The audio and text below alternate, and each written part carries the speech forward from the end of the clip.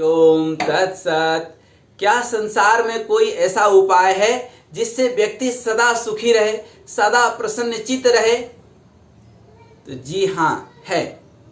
काफी लोगों के प्रश्न आते हैं हमारे पास कि सर आप विकट परिस्थिति में भी हमेशा मुस्कुराते रहते हैं, सदा प्रसन्नचित्त रहते हैं, सदा सुखी रहते हैं। तो मैं कहता हूं कि हाँ, मैं रहता हूं और इसका उपाय कुछ सरल मैं आज बताने भी जा रहा हूं उन सभी हमारे अपने शुभ चिंतकों के लिए जिनको लगता है कि सर बहुत प्रसन्न रहते हैं, सर हमेशा सुखी रहते हैं। तो जी हाँ, हम अपनी चर्चा की शुरुआत करें तो सबसे पहले ये बताना चाहते हैं कि हम जब से होश संभाले तब से बहुत सुखी हैं।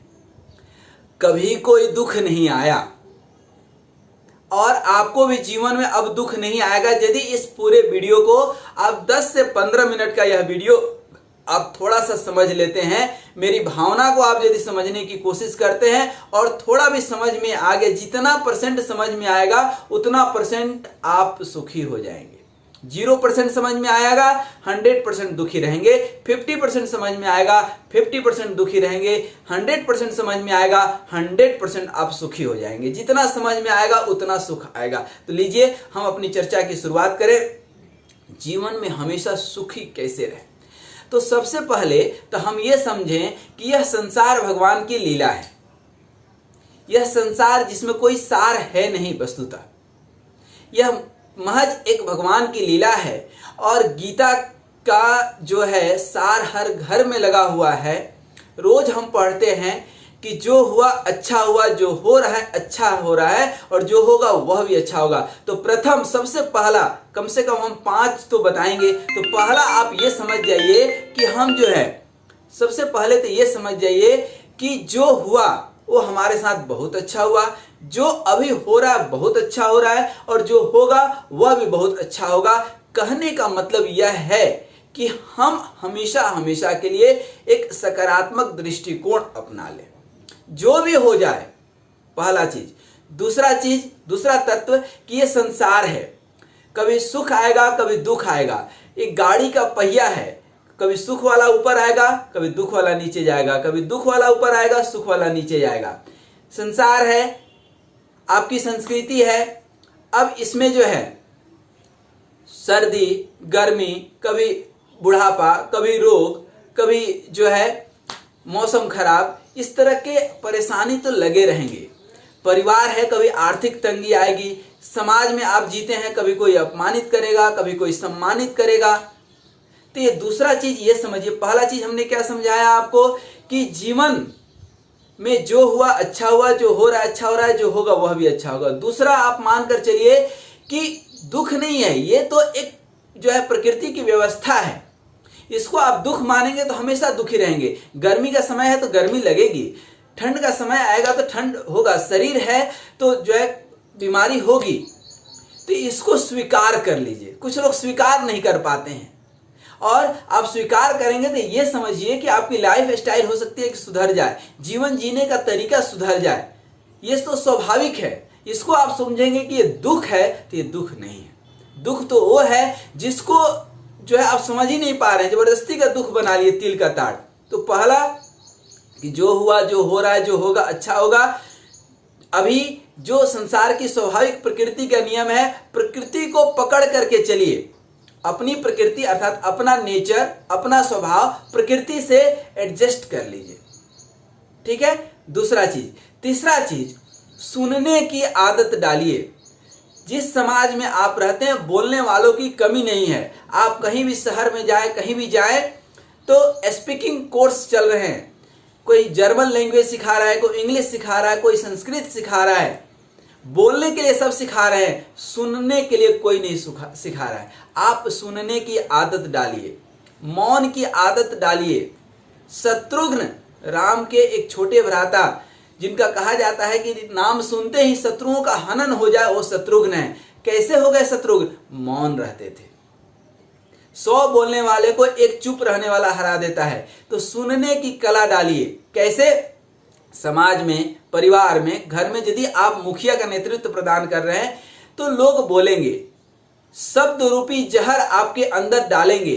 व्यंग कसेंगे, कटाक्ष कसेंगे, वह बर्दाश्त करने आपको आना चाहिए। ठीक उसी तरह से जैसे भगवान शिव पूरी की पूरी जहर पी गए, राम राम बोलते रहे। लोग कहे कि आप जो है विश्राम में है, जहर पी गए तो भी, तो शंकर भगवान कहते हैं कि जो विष आया उसको हमने लिया और अंदर से भी राम राम, बाहर से भी राम राम, तो विष आराम मिल करके विश्राम हो गया। तो जीवन में यही है, लोग जहर रूपी इंजेक्शन मारते रहेंगे अपने शब्दों से, लेकिन हर शब्द सुनते रहिए, मुस्कुराते रहिए, राम राम करते रहिए, अपना काम करते रहिए। आप प्रतिक्रिया देंगे तो फिर वाद विवाद, क्योंकि शब्द ही आपके जीवन के 90% समस्याओं का जड़ है। हम किसी को बोल देते हैं कि हम तुम्हें देख लेंगे, उस देखने के चक्कर में कितनी समस्याएं आती है।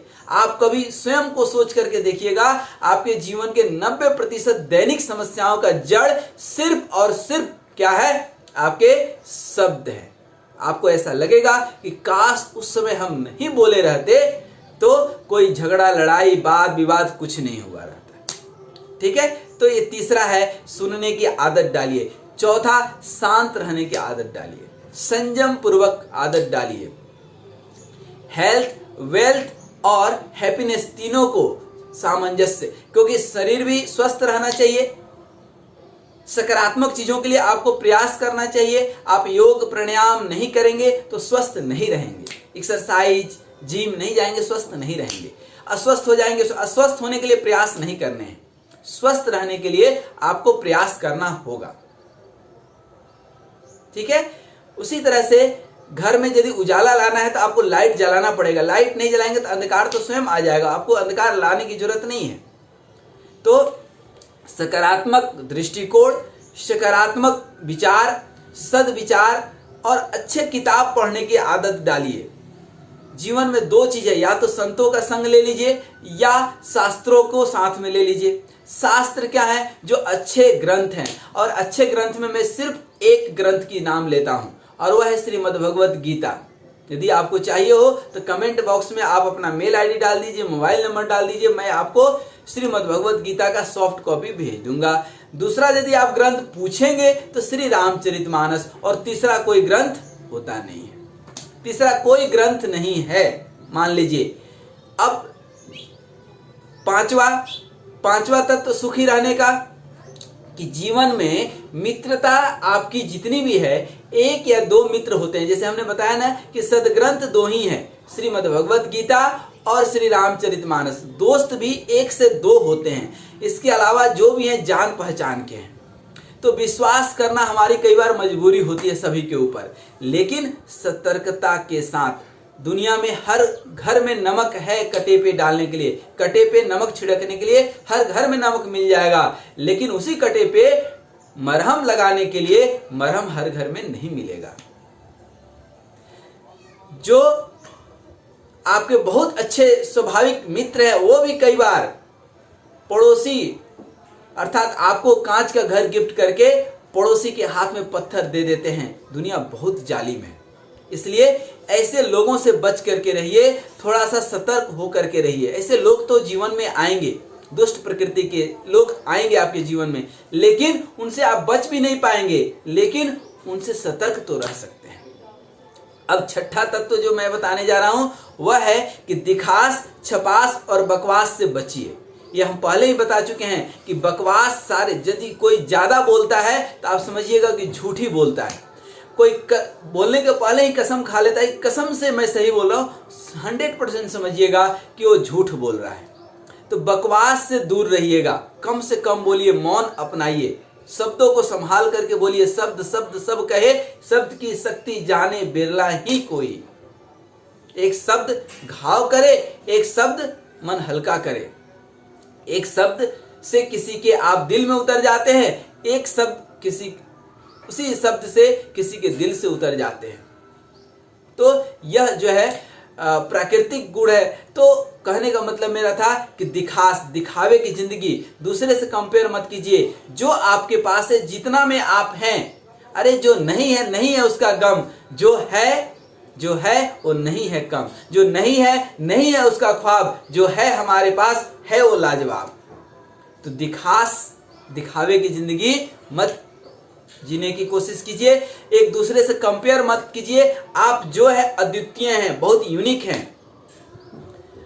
छपास अर्थात ये सोशल मीडिया से जितना आप दूर रह सके उतना स्वस्थ और सुखी रहेंगे। और नहीं रह सकते हैं सोशल मीडिया से दूर तो आप प्रतिक्रिया मत दीजिए, रिएक्ट मत कीजिए, रिस्पॉन्ड कीजिए। किसी का बर्थडे है विश कीजिए, शुभकामनाएं दीजिए, जो करना है कीजिए। लेकिन वाद विवाद जैसे राजनीति, सामाजिक कई सारे मुद्दे हैं, उसमें आप उलझने की कोशिश मत कीजिए, क्योंकि ये संसार किसी के सुधारने से नहीं सुधरा है। चाहे आप आदि जमाने से चले आइए, सतयुग से लेकर के आप कलयुग में पहुंच गए। और देखिए, दयानंद सरस्वती हो, चाहे स्वामी विवेकानंद हो, चाहे ओशो है, चाहे ऐसे हजारों संत, महात्मा गांधी हो, नेल्सन मंडेला हो, कोई भी हो, सुकरात हो, या कोई भी समाज सुधारक एक से एक हुए। क्या समाज सुधर गया? क्या आपको लगता है आज समाज बहुत बेहतरीन हो गया है? नहीं, सबने प्रयास किया। अब मेरे तरफ से आप एक प्रयास कीजिए, स्वयं को बदलिए। दुनिया को बदलने की बाद में कोशिश कर लीजिएगा, पहले खुद बदलिए। ठीक है, तो ये छठा गुण था। सातवां गुण और जो सबसे महत्वपूर्ण है कि मान, अपमान, सम्मान, इन सब चीजों से ऊपर रहिए। मन को जितना आप निर्मल और शांत, सहज, सरल कर सकते हैं रहिए। कुछ चीजों को वक्त के साथ छोड़ दीजिए, कुछ चीजों को ऊपर वाले के ऊपर छोड़ दीजिए। विश्वास आपकी होनी चाहिए ऊपर वाले के ऊपर। तो सुख और दुख सिर्फ मानसिक नहीं, शारीरिक भी है, सामाजिक भी है, पारिवारिक भी है। तो हर जगह सुखी रहने के लिए शब्दों को सुनने की आदत डालिए, प्रतिक्रिया मत दीजिए। और स्वस्थ रहने सबसे पहला सुख निरोगी काया। ठीक है, और एक चीज और ध्यान दीजिएगा, गाय, गंगा, गौरी, गीता और गति। गति मतलब प्रोग्रेस करते रहना है। संतोषम परम सुखम, बहुत अच्छी बात है, बहुत अच्छी बात है। जितना मिला है उसमें सुखी रहिए, लेकिन गति, प्रोग्रेस। ठीक है, तो इस 5 चीज को अपना लीजिए तो आप जीवन में बहुत सुखी रहेंगे। क्या? गाय का मतलब क्या है? गाय का पूजा नहीं करना है, सेवा करना है और उसका दूध पीना है हमेशा हमेशा। स्वस्थ रहेंगे अर्थात शाकाहार, अर्थात स्वस्थ भोजन जो आपको स्वस्थ बनाए, निरोगी काया दे। करो योग, रहो निरोग, सोचो मत क्या कहेंगे लोग। ठीक है ना, सबसे बड़ा रोग क्या कहेंगे लोग, तो ये भी छोड़ना है। ठीक है, ये भी छोड़ना है। तो गाय अर्थात स्वस्थ रहने का प्रतीक है। गाय, गंगा जैसी पानी वैसे पानी। गंगा का प्रतीक, गंगा किस चीज की प्रतीक है? पानी का। पानी खूब पीजिए, किसी को पानी मत पिलाइए। पानी पिलाना मतलब क्या होता है? किसी को परेशान करना। तो चारों वेद हमने पढ़े, 18 पुराण पढ़े, सारे उपनिषद पढ़े, सारे शास्त्र पढ़े, बाइबिल, कुरान, सब चीज पढ़े। सब पढ़ने के बाद गीता, रामचरितमानस सब पढ़ने के बाद मिली है 2 बात, सुख देत सुख होई, दुख देत होई, दुख देत दुख होई। किसी को भी किसी कारणवश आप सुख देंगे तो आपको सुख मिलेगा। किसी भी कारणवश, चाहे ईर्ष्या, कपट, छल, छिद्र जो भी है, ईर्ष्या, जो जिस कारण से भी किसी को दुख देंगे तो आपको भी दुख मिलेगा। सुख देत सुख होई, दुख देत दुख होई। तो गाय, गंगा, गंगा मतलब जल, जल ही जीवन है। जैसी पानी वैसे वाणी। कहते हैं ना, सुबह उठ करके सबसे पहले पानी पीजिए तो शरीर भी शीतल होगा, मन भी शीतल होगा, आपकी वाणी भी शीतल होगी। ठीक है, और गाय, गंगा, गौरी, नारी समाज। ठीक है, नारी समाज का सदैव सम्मान कीजिए। चाहे घर में वो माँ, बहन, बेटी कोई भी हो, सबका सम्मान कीजिए। पत्नी तक का भी सम्मान कीजिए। माँ की ममता और पत्नी के प्यार से ही जीवन समृद्ध बनता है, ध्यान रखिएगा। तो गाय, गंगा, गौरी, गीता, हमने पहले ही बताया कि जीवन में आप कितने भी किताब, कितने भी ग्रंथ, सब कुछ पढ़ लिए हो, लेकिन श्रीमद् भगवत गीता नहीं पढ़े हैं तो उस ज्ञान का कोई मतलब नहीं है। श्रीमद् भगवत गीता को आप जीवन में अपना लीजिए। छोटी सी किताब है, रोज पढ़िए, थोड़ा सा ही, 1 घड़ी, आध घड़ी, आधो में पुनियाद, तुलसी संग साधु की हरे कोटि अपराध। तो जीवन को सरलता के साथ जीते हुए गीता का अध्ययन कीजिए और उसको जीवन में उतारिए। संस्कार की बातें करने से, ज्ञान की बातें करने से, बहुत सारी किताबें पढ़ने से तब तक कोई फायदा नहीं है जब तक हम उसको अपने जीवन में नहीं उतारते हैं। उसके बाद गीता और उसके बाद गति। जीवन में हमेशा प्रोग्रेस करते रहिए। जीवन में हमेशा गति ही जीवन है। जीवन में जिस दिन मोशन नहीं होगा उस दिन डिमोशन हो जाएगा। तो जीवन में जो है स्वतः प्रेरणा लाइए। अंडा देखे होंगे, ऊपर से कितना ताकत लगाते हैं, टूट जाता है, बर्बाद हो जाता है। और उतना ही जितना ऊपर से ताकत लगाने से टूट जाता है, यदि अंदर से आप ताकत लगाएंगे ना तो क्या हो जाएगा, उसके अंदर चूजा आ जाएगा, जिंदगी हो जाएगी, जिंदगी बन जाएगी। तो ध्यान दीजिए, जब अंदर से प्रेरणा निकलेगी, अंदर से प्रेशर बनेगा, ताकत लगेगी, तो जीवन आबाद हो जाएगा। ऊपर से ताकत लगाएंगे तो जीवन बर्बाद हो जाएगा। उस अंडे के तरह, जैसे ऊपर से फोर्स लगाते हैं तो बर्बाद हो गया, अंदर से उतना ही फोर्स लगता है, धीरे धीरे धीरे तो आबाद हो जाता है, एक जीवन मिल जाती है। तो व्यक्ति महत्वपूर्ण नहीं होता है, व्यक्तित्व तो महत्वपूर्ण होता है। अंदर से स्वतः प्रेरणा होनी चाहिए कि हमें जीवन में कुछ करना है। तो आज हमने काफी कुछ समझाया, लेकिन कुल मिलाकर के अंतिम में यही बताना चाहते हैं कि परिस्थितियां कुछ भी हो, प्रतिकूल हो, विपरीत हो, जो भी हो, मन स्थिति आपकी बहुत शानदार होनी चाहिए।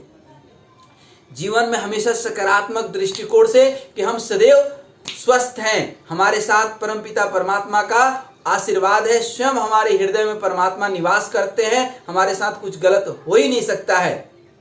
और दिखास छपास बकवास से दूर रहे, किसी के साथ गलत नहीं करें, जानबूझ करके तो कभी नहीं, अनजाने में भी नहीं करना है। सोच समझ करके काम करें, कम से कम शब्दों का, अति आवश्यक पड़ने पर ही शब्दों का प्रयोग करें, तो जीवन हमारा बहुत हद तक सुखी हो सकता है। आइए हम एक कोशिश करें कि रोज सुबह में हम 5 बातों को दोहराएंगे।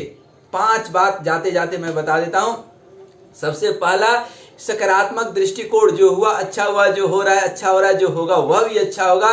यह संसार परमपिता परमात्मा का क्या है, एक लीला है, इसको हम स्वीकार करें, पहला। दूसरा, कि सुनने की आदत डालें।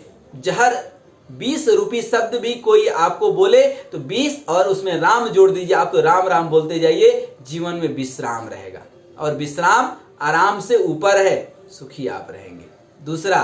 तीसरा, दिखास छपास और बकवास से आप बिल्कुल बच करके रहें, बिल्कुल बच करके रहें। किस चीज से, दिखास छपास और बकवास। संसार में विचार पूर्वक रहिए और भगवान में विश्वास पूर्वक रहिए। संसार में दिमाग लगा करके रहिए, भगवान में दिल लगा करके रहिए। नहीं तो आप मत बोलिएगा कि किसी ने दिल तोड़ दिया। अरे दिल लगाना ही नहीं है संसार में, किसी भी चीज में दिल लगाइए, भगवान में। संसार में तो दिमाग लगाने के लिए है। तो ये चौथा चीज हो गया आपका, ठीक है। और पांचवा, स्थिति कितना भी विपरीत हो, कुछ भी हो, आप अपने मन स्थिति को काबू में रखिए। ऐसा नहीं कि कोई गाली दिया तो आप फूट गए, कोई ताली दिया तो फूल गए, नहीं। दोनों में निंदा स्तुति उभय सम। हाथी को देखते हैं पीछे से कुत्ते भौंकते हैं, सामने से इंसान प्रणाम करता है, उसको कोई फर्क नहीं पड़ता है। न उसको कुत्ते से कोई समस्या है, न इंसान से है। न वो इंसान की नमस्ते सुन करके खुश होता है, न कुत्तों के भौंकने से वो डरता है, ठीक है। तो जीवन इस तरह से जिएंगे तो आपका जीवन सुखमय होगा। और अंतिम, सौंप दिया जीवन प्रभु के हाथों में, जीत उसके हाथ में, हार उसके हाथ में। सुबह सुबह 5 प्रार्थना कीजिए कि हम सदा सकारात्मक दृष्टिकोण से सदा स्वस्थ हैं, परमपिता परमात्मा हमारे साथ है, हमारे साथ कुछ भी गलत हो ही नहीं सकता है, हमारे साथ जो होगा बहुत अच्छा होगा, हम 100% स्वस्थ रहेंगे। हमारी मानसिक स्थिति कभी किसी भी कारण से नहीं बिगड़ सकती है। कोई कुछ भी बोले हमारे ऊपर, हमारे जीवन का रिमोट कंट्रोल हमारे ही हाथ में है, किसी दूसरे के हाथ में नहीं है।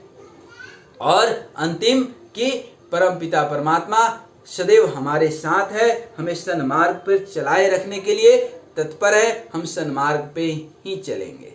हरि ओम।